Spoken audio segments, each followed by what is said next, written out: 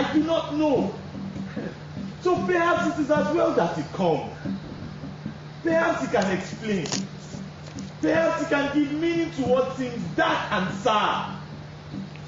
When I met with harshness in the city, I did not complain. When I felt the nakedness of his hostility, I accepted it. When I saw its night, severe the love and the ties of kinship, and turned brother against brother. You met him then? You found your brother in the city. Did I? Ha! Your silence has deceived no one, Igwezu. Do you think I did not know all the time? He is dead. You've said so yourself. You've said it often enough. Which death did he die? That is all I want to. Surely a mother may say that much and be forgiven the sin of lying to herself, even at the moment of the accident. And he is still my son, Igwezu. He is still your own twin.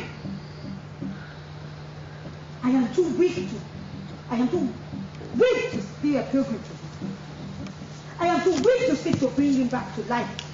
I only seek to know, Igwezu, did you find my son? No. Let me hear it from your lips, so I will know it is not a trick of my eyes.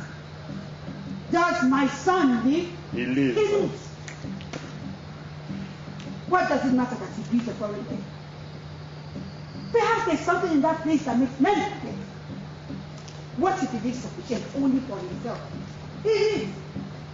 One cannot ask for him.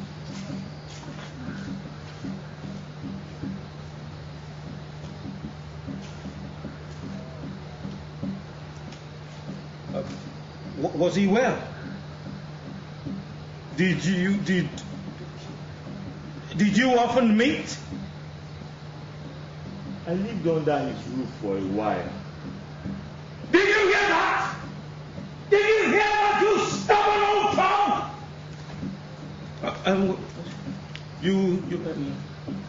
You did say that he was in good health. Healthier than you or I, and 1,000 times as wealthy. That! Did you hear? Did I not always say so?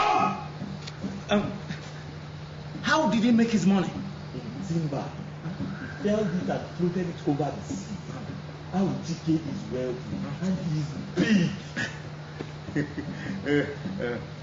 Did you talk about his father? Does he remember his own home? How Chike is dead to you and to this house. Let us not raise his ghost.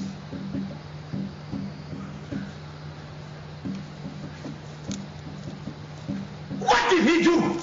Huh? What took place in the city? Nothing but what happens to a newcomer to the race. The city reared itself in the air, and with the strength of his legs of brass, kicked the adventurer in the small of his back. And Awuchike, was he on the horse that kicked? Did your own brother ride you, Igwezu?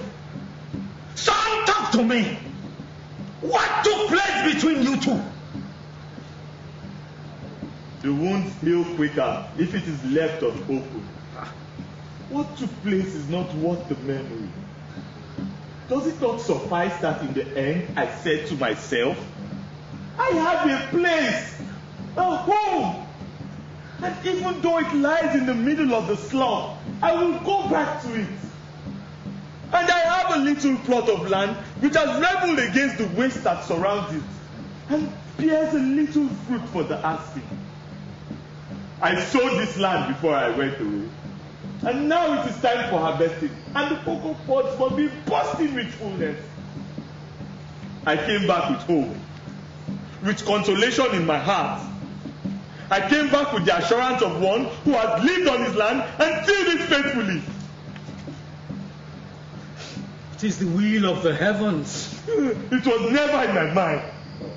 The thought that the farm could betray me so totally, that it could drive this final word into this growing loss of touch. Master, I think the serpent approaches. I can hear him, bondsman. I can hear him. Is it back?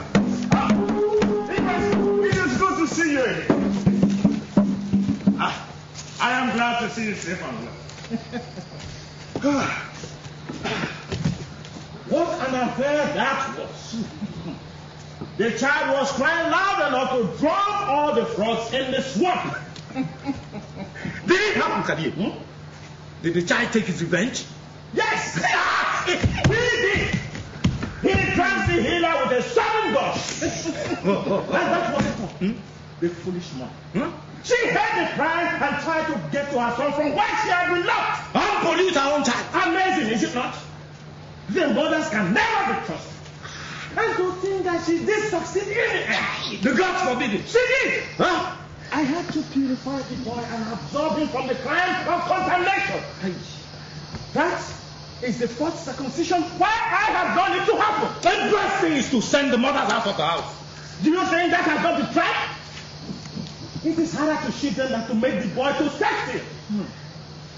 True. That is true enough. All women are a bloodthirsty lot. They love to hear the children wailing and crying out in pain so that they can say to themselves, wow, served you right, you little brat. Now you feel the pain that we do when giving birth to you. That is the truth of it. Anyway, that is all over. All over and done with. And how is the city, gentlemen? Have you been making a lot of fun? No. Where must I shave, Kadir? Where? Is it the head or the chin? Pardon him, Kadir. It is only the humor of townsmen. Oh, yes. The chin, Igwezu. Check out the gate.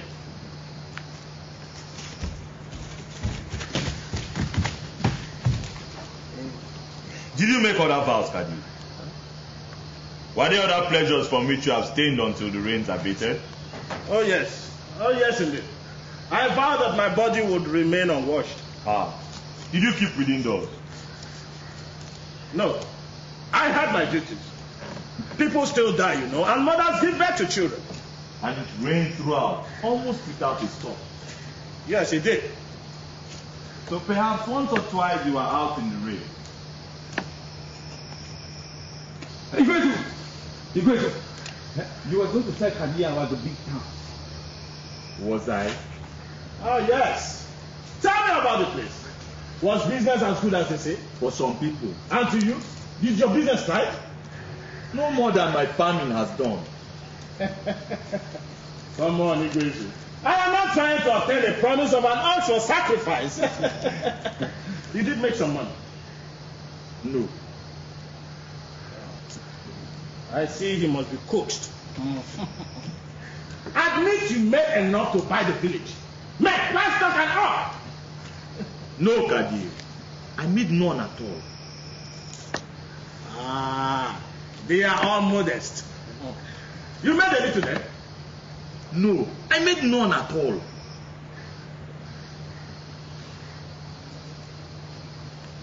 Very well. Well, never mind. Your turn will soon come, Igwezu. To some, it comes quickly. To others, it comes a little more slowly. But your own turn will come.